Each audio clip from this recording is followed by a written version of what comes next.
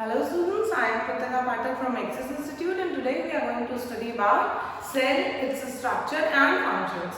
Before studying structure and functions, we should know what cell is. Cell is the structural and functional unit of life. अब ये structural और functional क्या होता है पहले वो समझ लेते हैं। देखिए आपको नाम से ही समझ में आ रहा होगा कि structural word is derived from the word structure, ठीक है। ये स्ट्रक्चर से बना यानी कि अगर हमारी बॉडी में we are having a different structure, any organism is having a different structure, that is only because that organism is comprised of various cells, ठीक है। ढेर सारे सेल से मिल करके वो ऑर्गेनिज्म बना हुआ है एंड दो cells are providing a specific structure to that organism. This is why cell is the basic structural and functional. अभी फंक्शनल का मतलब समझ लेते हैं। फंक्शनल का मतलब फिर से आपको समझ आ रहा है कि फंक्शन से कौन सा फंक्शन बॉडी में ऐसे बहुत सारे फंक्शंस हो रहे हैं that are keeping us alive, जिसकी वजह से हम जिंदा हैं। For example, you are breathing, you are having a food, the food is being get digested, फिर उसके बाद respiration होता है ताकि हमें एनर्जी मिले, हमारे ब्लड सर्कुलेशन हो रहा है, फिर जो एक्स्ट्रा पार्ट्स हैं वो सब हम एक्सक्रीट आउट कर दे रहे हैं by the process of excretion. तो ये जितने भी फंक्शंस बॉडी में हो रहे हैं, डिफरेंट फंक्शंस जो कि बॉडी में हो रहे हैं, those reactions that are keeping us alive, those reactions are occurring where inside the cell। तो सेल क्या हो गया, वो बेसिक स्ट्रक्चर हो गया जो हमें स्ट्रक्चर भी प्रोवाइड कर रहा है और हर सेल की स्पेसिफिक फंक्शंस भी है। That basic structural and functional unit of life. अब ये यूनिट क्या होती है ये समझ लेते हैं। देखो जब भी हम लेंथ मेजर करते हैं, मीटर, सेंटीमीटर, माइक्रोमीटर, इस तरह से हम छोटी छोटी यूनिट में लेंथ मेजर करते जाते हैं, ठीक है। लेकिन सेल क्या है, सेल वो यूनिट ऑफ लाइफ है कि अब इससे छोटा कुछ भी हुआ तो लाइफ वहां एग्जिस्ट नहीं करेगी। इतनी बात समझ आ रही है कि अगर सेल को हम यूनिट बोल रहे हैं तो यूनिट जो सेल है उससे छोटा है। ऐसे आपने सेल को बीच से कट कर दिया तो उसमें लाइफ नहीं पॉसिबल है, यानी कि life would be possible only inside a cell, चाहे वो सिंगल सेल ही क्यों ना हो, लाइफ वही पॉसिबल होगी जहां पे स्मॉलेस्ट, सबसे छोटा से छोटा एक सेल प्रेजेंट हो, ठीक है। सेल की डेफिनेशन हमने क्या पढ़ी, cell is the basic structural and functional unit of life. ये डेफिनेशन याद करनी है, पर इससे पहले याद करो ये सारी बातें समझना है कि स्ट्रक्चरल और फंक्शनल क्या है। स्ट्रक्चर मीन्स जो हमें स्ट्रक्चर प्रोवाइड करे, functional as in cells are having specific functions, every cell inside every organism is performing different function inside the body, ठीक है। और यूनिसेलुलर में एक ही सेल सारे फंक्शंस परफॉर्म कर रही है और वो स्ट्रक्चरल एंड फंक्शनल यूनिट जिंदगी की छोटी इकाई है, यानी यूनिट ऑफ लाइफ है। सेल से छोटा कुछ भी होगा तो उसमें लाइफ पॉसिबल नहीं है, ठीक है। आपको ये दिख रहा होगा ये पूरी वॉल है और हम सेल को बिल्डिंग ब्लॉक्स बोलते हैं। क्यों बिल्डिंग ब्लॉक्स बोलते हैं?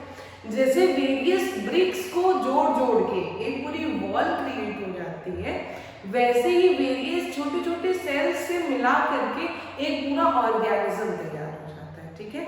इसीलिए cells are the building block of the body as bricks are the building block of the wall. Same उसी तरह से आपको ये चीज अपने माइंड में रखनी है कि बिल्डिंग ब्लॉक सेल क्यों है, क्योंकि that cell is coming together to form the complete organism. जब हमने सेल के बारे में इतना पढ़ लिया तो वी शुड नो कि हु डिस्कवर्ड सेल, ठीक है। Robert Hooke was the first scientist to discover cell in the year 1665। 1665 में रॉबर्ट हुक ने सेल को डिस्कवर किया था।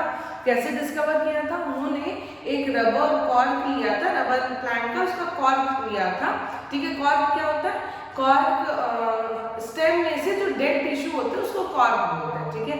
उन्होंने उसकी एक थिन स्लाइस काटी और देखो उस टाइम पे क्या था ना, इतनी डिस्कवरी नहीं थी कि बहुत अच्छे एडवांस माइक्रोस्कोप्स हो, तो उन्होंने खुद से अपना एक माइक्रोस्कोप बनाया। So Robert Hooke discovered cell by his self made microscope in the year 1665। और उन्हें क्या दिखता है, उन्हें कुछ ऐसे कंपार्टमेंट्स दिखते हैं। Honey bee comb like compartment, आपने मधुमक्खी का अगर छत्ता देखा होगा तो उसमें भी तो कुछ ऐसा ही स्ट्रक्चर होता है ना। तो ऐसे स्ट्रक्चर्स उन्होंने देखे और उन्होंने इस कंपार्टमेंट्स को नाम दिया सेल। ठीक है, ये सेल उन्होंने इस कंपार्टमेंट्स को नाम दिया और अल्टीमेटली हम इसी सेल की स्टडी कर रहे हैं। ठीक है, ये वही सेल है जो रॉबर्ट हुक ने डिस्कवर की थी। लेकिन एक और बात जानकारी के लिए बता दूं कि इन्होंने जो सेल डिस्कवर की थी वो डेड सेल थी। ये डेड सेल थी, ये बात रॉबर्ट हुक को नहीं पता चली जब लिविंग सेल डिस्कवर हुई जिसमें साइटोप्लाज्म था। Living cell was discovered by Antony van Leeuwenhoek. When he discovered the living cell he found a fluid consistency inside the cell. तो उसको उन्होंने साइटोप्लाज्म नाम दिया। तब पता चला कि अच्छा इसमें कुछ भी फ्लूइड प्रेजेंट नहीं था, इसलिए ये डेड सेल थी। और लिविंग सेल में फ्लूइड प्रेजेंट होता है जिसको हम साइटोप्लाज्म बोलते हैं। ठीक है, आगे चल के हम लोग एक एक करके इसको डिस्कस करते हैं कि क्या साइटोप्लाज्म होता है, क्या लिविंग सेल है, क्या डेड सेल है। पहले हम लोग उसके टाइप्स डिस्कस कर लेते हैं, सेल कितनी टाइप के होते हैं। ठीक है, तो सेल की बहुत सारी कैटेगरीज हैं on the basis of their shape, sizes and numbers। ठीक है, तो पहले हम लोग बात कर लेते हैं उसके नंबर के बेसिस पे। सेल की कितनी कैटेगरीज है? दो, एक तो यूनिसेलुलर और एक मल्टीसेलुलर। ये देखो, ये अमीबा का डायग्राम है, ये क्या कहते हैं पैरामीशियम है। तो अमीबा और paramecium these are the unicellular organism, single cell organisms होते हैं ये। और एक ही सेल के अंदर सारी बॉडी के रिएक्शंस हो रहे हैं।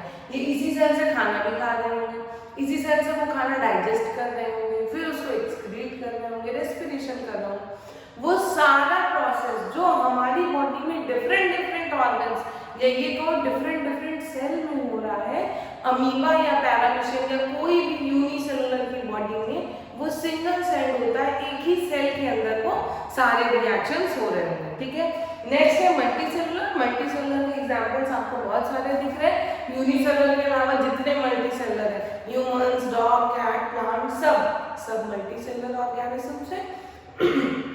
And they are having group of sales.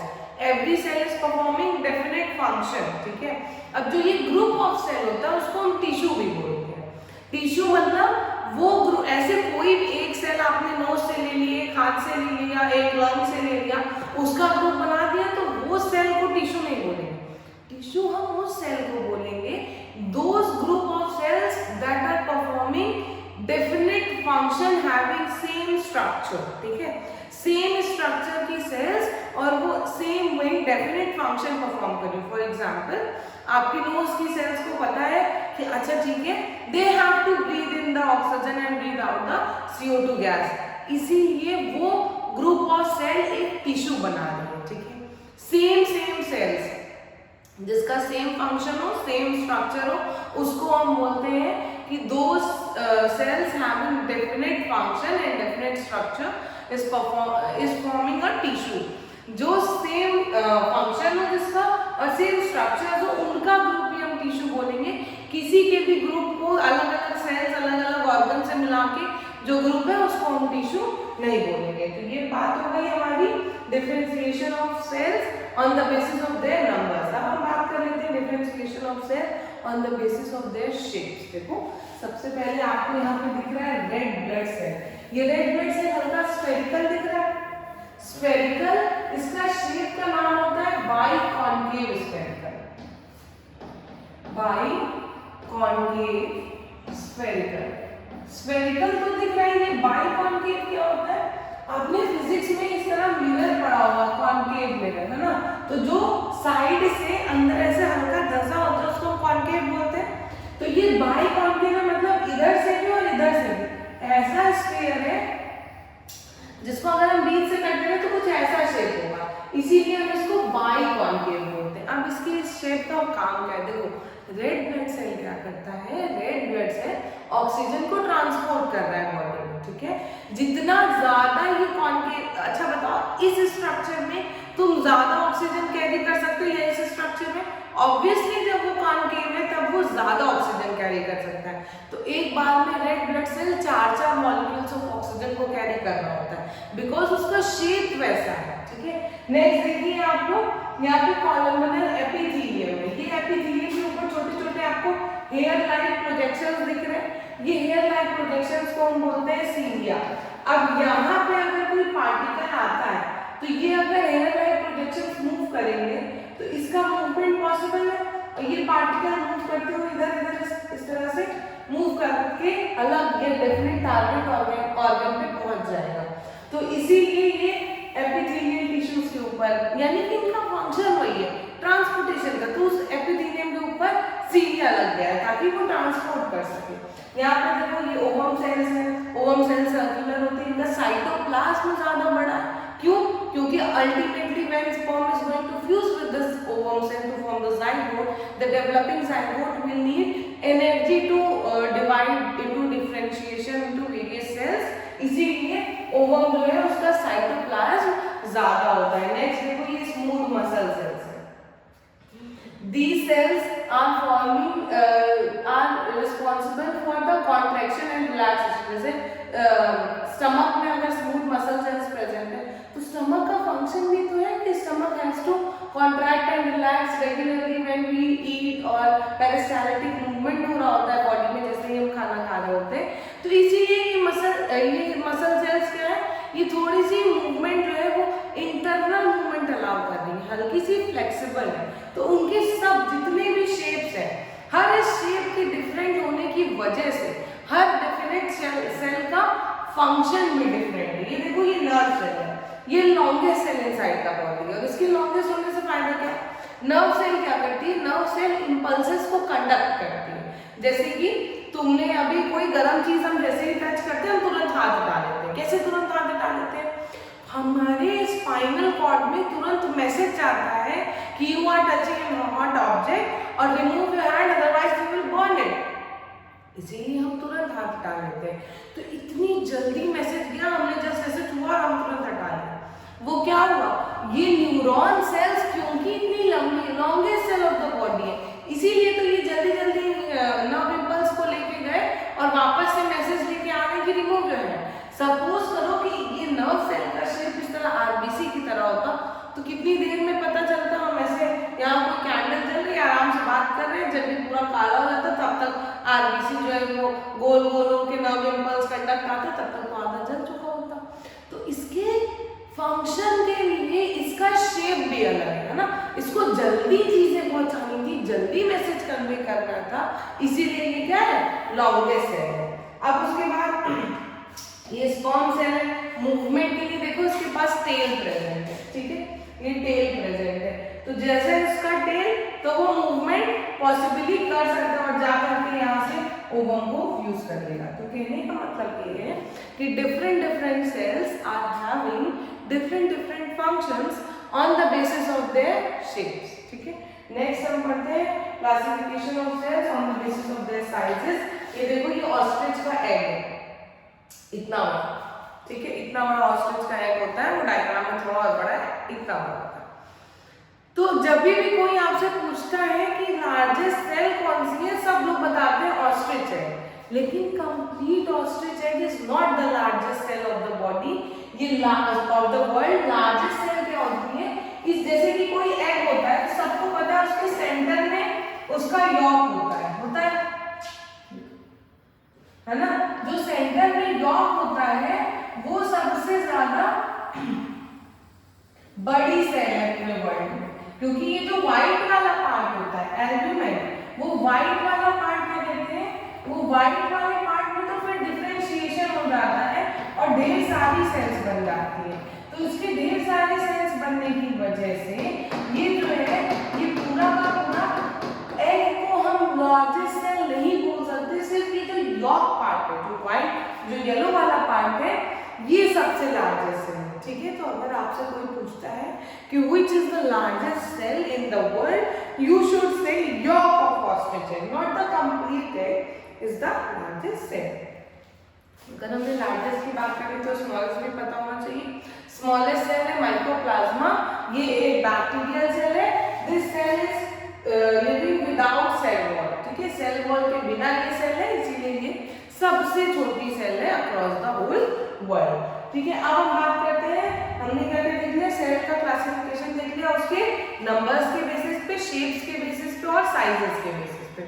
अब सेल जो है उसकी क्या क्या पार्ट्स हैं, हम एक एक करके सारे पार्ट्स को डिस्कस करेंगे। अभी जब रॉबर्ट हुक की बात कर रहे थे तो यही हमने डिस्कस किया कि हम सेल के सारे कंपोनेंट, साइटोप्लाज्म वगैरह सब अभी एक एक करके डिटेल में स्टडी करने जा रहे हैं। तो जो पहली चीज है ना, आपको कुछ पढ़ना है तो सबसे पहले आप उसकी बाउंड्री के बारे में पढ़ोगे, या किसी के घर एंट्री कर रहे हो या कोई घर बन रहा है तो सबसे पहले क्या बनता है, बाउंड्री बनती है। तो उसी तरह से जब हमें पढ़ना है तो हम सबसे पहले सेल की बाउंड्री के बारे में पढ़ेंगे, उसका नाम है सेल मेम्ब्रेन, इसी का दूसरा नाम होता है प्लाज्मा मेम्ब्रेन। ठीक है, कई कई बुक्स में प्लाज्मा मेम्ब्रेन लिखा होता है, तो कंफ्यूज होने की जरूरत नहीं है, जो सेल मेम्ब्रेन है वही प्लाज्मा मेम्ब्रेन, दोनों चीजें सेम होती है। लिखा हुआ है the membrane that separates cell from one another and also the cell from the surrounding medium, it is porous. देखो, अगर किसी की कोई बाउंड्री है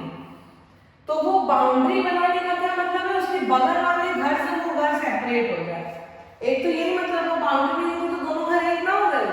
तो सेल की बाउंड्री क्या कर रही है, एक सेल को दूसरे सेल से अलग अलग कर रही है, सेपरेट कर रही है, और दूसरी चीज क्या कर रही है, दूसरे सेल के जो मटेरियल्स है और इस सेल का जो मटेरियल है उसको भी तो अलग अलग कर रही है। और ये जो सेल मेम्ब्रेन है ये पोरस है, मतलब इसमें छोटे छोटे गैप्स होते हैं। क्यों गैप्स होते हैं, ताकि सपोज करो जो ऐसा तो नहीं है कि सारी सेल बॉडी में सब कुछ कर सकती है। अगर स्टमक की सेल के पास खाना है, पैर की सेल के पास खाना नहीं, तो जब पैर को चलना है, एनर्जी चाहिए, तो वो कहाँ से एनर्जी लेगी, वही खाना जो स्टमक और इंटेस्टाइन ने डाइजेस्ट किया वही तो ट्रांसपोर्ट होगा। किसी के घर से तुम्हें अपने बगल वाले घर से कुछ चाहिए तो तुम दरवाजा खिड़की खोलोगे तभी तो सामान ले पाओगे। तो इन्होंने वही दरवाजा खिड़की खोल दी, तो अब ये सामान ले सकते हैं। ये देखो, इधर उधर ट्रांसपोर्टेशन हो जाए सारे मटेरियल्स का, इसीलिए सेल मेम्ब्रेन जो है वो पोरस होती है। इसके पोरस होने का रीजन क्या है, ताकि वो पोरस होने की वजह से मटेरियल्स का एक्सचेंज कर सके। इस सेल के पास जो नहीं है ये वाला सेल इसको दे देगा, इस सेल के पास जो नहीं है ये वाला सेल इसको दे देगा। ठीक है, हमने सेल मेम्ब्रेन के बारे में क्या पढ़ा, सेल मेम्ब्रेन वो आउटर बाउंड्री है जो सेल को अंदर और दूसरी की सेल से सेपरेट कर रही है, जैसे घर के किनारे वाली बाउंड्री करती है। ठीक, अब वो सेल मेम्ब्रेन पोरस है क्योंकि दरवाजे खिड़की इनको भी खुली रखनी है, ताकि जो इनके पास जो मटेरियल है वो बगल वाली सेल से ले सके। मटेरियल्स का एक्सचेंज करने के लिए सेल मेम्ब्रेन पोरस होती है। हमने सेल मेम्ब्रेन पढ़ लिया, तो सेल के अंदर क्या है अब वो पढ़ना है। अच्छा, सेल के अंदर साइटोप्लाज्म में अभी पढ़ते हैं, एक और चीज पढ़ लो, ये प्लस प्लांट सेल में प्रेजेंट होती है। सेल मेम्ब्रेन सिर्फ एनिमल सेल की आउटर बाउंड्री है, प्लांट सेल की आउटर बाउंड्री का नाम सेल वॉल है। इसके अंदर भी सेल मेम्ब्रेन प्रेजेंट है, इसके अंदर भी सेल मेम्ब्रेन प्रेजेंट है। तो ये जो सेल मेम्ब्रेन है ये वही वाली सेल मेम्ब्रेन है प्लांट सेल में भी जो हमने अभी आगे पढ़ा, लेकिन जो आउटर बाउंड्री है सेल वॉल, वो सेल वॉल क्या होती है, सेल वॉल सिर्फ प्लांट्स में प्रेजेंट होती है। क्यों, क्योंकि ये प्लांट्स को रिजिडिटी देती है। वॉल मतलब से ही समझ में आ रहा है ना कि मेम्ब्रेन से थोड़ी और स्ट्रांग होगी। प्लांट्स के पास हमारे जैसे रहने के लिए घर नहीं है, जब आंधी तूफान आता है तो हम तो अपने घर में रह लेते हैं कि अच्छा ठीक है हमें कुछ नहीं होगा, हम बच जाते हैं। ठीक है, व्हाट अबाउट प्लांट्स, प्लांट्स को तो उसी आंधी तूफान में खड़े रहना है, तो they have to protect themselves ना, इसीलिए तो वो इतने ज्यादा रिजिड है। और वो रिजिड किसकी वजह से, सेल वॉल की वजह से रिजिड है। ठीक है, the cell wall is providing the rigidity to the plants to withstand with storms. ठीक है, तूफान में वो खड़े रहे, इसीलिए उनके पास सेल वॉल है, ताकि वो कोई भी एक्सट्रीम कंडीशन का सामना कर सके। देखो लिखा हुआ है outer thick layer in cells of plant is called cell wall. Thick layer है, ये याद रखना, सेल मेम्ब्रेन से ज्यादा थिक है। It protects the plant against variations in temperature, high wind speed, एक तूफान की मैं बात कर रही थी, एटमॉस्फेरिक मॉइस्चर एक्सेट्रा, मतलब जितने भी एक्सट्रीम कंडीशंस हैं जिसको प्लांट फेस करता है, ये सेल वॉल उस एक्सट्रीम कंडीशन से प्लांट को प्रोटेक्ट कर रहे होते हैं। ठीक, अब इतना पढ़ लिए तो आप साइटोप्लाज्म को डिस्कस करते हैं, जो एनिमल सेल में सेल मेम्ब्रेन के जस्ट बाद होता है, और प्लांट सेल में पहले सेल वॉल, फिर सेल मेम्ब्रेन, फिर ये साइटोप्लाज्म। देखो अभी मैंने पिछले स्लाइड में बताया कि सेल मेम्ब्रेन पोरस है, मैंने कहीं पे ये नहीं बताया कि सेल वॉल भी पोरस है। दैट मीन्स कि सेल वॉल क्या कर रही है, सेल वॉल सिर्फ रिजिडिटी प्रोवाइड कर रही है, मटेरियल एक्सचेंज हो रहा है क्योंकि सेल मेम्ब्रेन पोरस है। ठीक, अब उस सेल मेम्ब्रेन के अंदर है साइटोप्लाज्म, एनिमल सेल में भी, प्लांट सेल में भी। तो साइटोप्लाज्म क्या है, ये जेली लाइक सब्सटेंस है जो कि दो सेल मेम्ब्रेन और न्यूक्लियस के बीच में प्रेजेंट होता है। देखो ये रही सेल मेम्ब्रेन, ये है न्यूक्लियस। न्यूक्लियस हम क्या है आगे डिस्कस कर रहे हैं, बस समझो एक central part of the cell है। इन दोनों के बीच में जितना आपको ये ब्लू कलर वाला दिख रहा है ये सब साइटोप्लाज्म। साइटोप्लाज्म वो जेली लाइक सब्सटेंस है, ये वही सब्सटेंस है जिसकी वजह से हमने क्या बोला था कि लिविंग सेल और डेड सेल में हमें अंतर पता चला। Living cell was discovered by Antony Leeuwenhoek, मैंने अभी थोड़ी देर पहले बताया। वो क्यों, क्योंकि उन्होंने इस सेल के अंदर ये जेली लाइक सब्सटेंस देखा जिसका नाम था साइटोप्लाज्म। ठीक, और रॉबर्ट हुक ने ये जेली लाइक सब्सटेंस नहीं देखा, तो इसका मतलब Robert Hooke had discovered a dead cell and Anthony von Leeuwenhoek had discovered a living cell just because of the presence of this jelly-like substance known as cytoplasm. लिखा हुआ है कि cytoplasm में सारे सेल ऑर्गेनल्स रहते हैं। अब ये सेल ऑर्गेनल्स क्या होते हैं, देखो ऑर्गन मतलब समझ आ रहा है, जैसे आई नोज स्टमक में सारे ऑर्गन्स होते हैं, तो ऑर्गेनल्स का मतलब ऑर्गन सेल बहुत छोटा है स्ट्रक्चर जिसका डिफरेंट फंक्शन होता है। तो सेल में ऐसे बहुत सारे ऑर्गेनल्स होते हैं, अभी हम एक एक करके पढ़ेंगे अगली हायर क्लासेस में। Mitochondria, ribosomes, endoplasmic reticulum, Golgi bodies, ये सब इसी साइटोप्लाज्म के अंदर प्रेजेंट होते हैं। तो साइटोप्लाज्म के बारे में हमने क्या जाना, साइटोप्लाज्म वो जेली लाइक सब्सटेंस है जो सेल मेम्ब्रेन के और न्यूक्लियस के बीच में जितना कुछ प्रेजेंट होगा वो सारा साइटोप्लाज्म होगा, और साइटोप्लाज्म के अंदर बहुत सारी सेल ऑर्गेनल्स होते हैं। जब हमने साइटोप्लाज्म पढ़ लिया तो अब पढ़ते हैं न्यूक्लियस क्या होता है। न्यूक्लियस वो सेंट्रल पार्ट है सेल का। ये देखो आपको यहाँ जहाँ गैप दिख रहा है अभी समझ में आ गया कि ये पोरस है। इस पोर को हम बोलते हैं न्यूक्लियर पोर, और ये न्यूक्लियस के अंदर आपको एक डेंस और सरफेस, देखो पहले तो साइटोप्लाज्म के अंदर जो डेंस पार्ट है उसको हम बोलेंगे न्यूक्लियस, न्यूक्लियस के अंदर भी एक डेंस पार्ट है उसको हम बोलते हैं न्यूक्लियोलस। ठीक है, ये चीज पढ़िए, central part of the cell है, न्यूक्लियस जो है वो सेपरेट होता है बाय न्यूक्लियर मेम्ब्रेन। जैसे एक सेल से दूसरी सेल सेपरेट होती थी बाय सेल मेम्ब्रेन, उसी तरह से न्यूक्लियस और साइटोप्लाज्म सेपरेट होता है by nuclear membrane. This is also porous. अभी मैंने बताया ये एक स्फेरिकल बॉडी जो न्यूक्लियस के अंदर है उसका नाम है न्यूक्लियोलस, और इसके पास ये थ्रेड लाइक स्ट्रक्चर्स आपको दिख रहे हैं। ये क्रोमोसोम्स है, क्रोमोसोम्स जो है उनके अंदर जीन्स होते हैं, genes from one generation to another generation transmit होते हैं। इन्हीं जीन्स की वजह से ही हम अपने पेरेंट्स के सिमिलर दिख रहे होते हैं, क्योंकि यही जो न्यूक्लियस के अंदर ये थ्रेड लाइक स्ट्रक्चर आपको क्रोमोसोम्स दिख रहे हैं, इस क्रोमोसोम्स में जो डेफिनेट जीन्स है वो ट्रांसफर हो रहे हैं from one generation to another, और इसकी वजह से सिमिलैरिटी होती है बिटवीन वेरियस जनरेशन। अब हम बात करते हैं एक नया टर्म जो आपको जानना है और हमेशा याद रखना है कि ये प्रोटोप्लाज्म क्या होता है। देखो सेल का जो लिविंग पार्ट है उसको हम प्रोटोप्लाज्म कहते हैं। सेल वॉल जो हमने प्लांट्स में पढ़ी सेल वॉल, वो सेल वॉल क्या थी, वो रिजिड थी, वो प्लांट्स को एक रिजिडिटी प्रोवाइड कर रही थी, but that is not living. ठीक है, वो लिविंग नहीं है, इसीलिए वो प्रोटोप्लाज्म का पार्ट नहीं है। ये लिविंग सेल, सेल का जितना भी लिविंग पार्ट है, from the plasma membrane, from this side of the plasma membrane to this side, इधर से लेके इधर तक जितना भी लिविंग मैटर है वो सारा लिविंग मैटर प्रोटोप्लाज्म कहलाता है। ये साइटोप्लाज्म और न्यूक्लियस को मिला दो तो जितना भी लिविंग मैटर है प्लाज्मा मेम्ब्रेन की साइड से लेकर इस साइड तक सब प्रोटोप्लाज्म में, सेल वॉल को छोड़ के, excluding the cell wall. Cell wall का केस कब होगा, जब प्लांट सेल की बात होगी। एनिमल सेल में तो सेल वॉल होती ही नहीं है। ठीक है, अब देखो कंपैरिजन देख लो प्लांट सेल और एनिमल सेल का जल्दी से। प्लांट सेल के पास सेल वॉल है, सेल वॉल के अंदर सेल मेम्ब्रेन है, और एनिमल सेल में क्या है, एनिमल सेल में सिर्फ cell wall, sorry cell membrane, cell wall animal cell में होती नहीं है। वैक्यूल्स देखो, वैक्यूल्स क्या होते हैं, वैक्यूल्स वाटर को स्टोर करते हैं और पीएच मेंटेन कर रहे होते हैं। सेल की एसिडिटी बेसिसिटी मतलब जितने भी अगर कुछ एक्सक्रीटरी सब्सटेंस है, जितनी भी चीजें वो सब इस वैक्यूम में स्टोर होती है। तो प्लांट्स में पानी जो है वो स्टोर होता है, तभी लीफ ऐसी रहती है, ट्रांसपिरेशन हो रहा होता है। अगर नहीं हो तो फिर वैक्यूम्स में पानी ना हो तो लीफ जो है वो सिकुड़ जाएंगे। इसीलिए वैक्यूम्स जो है वो प्लांट्स में ज्यादा बड़े होते हैं as compare to the vacuoles of the animals, ठीक है। फिर ये देखो, ये न्यूक्लियस है, एनिमल सेल का न्यूक्लियस थोड़ा और बड़ा होता है, इसमें क्रोमोसोम्स, जीन्स, ये सारी चीजें रहती हैं। और फिर बात करते हैं साइटोप्लाज्म की।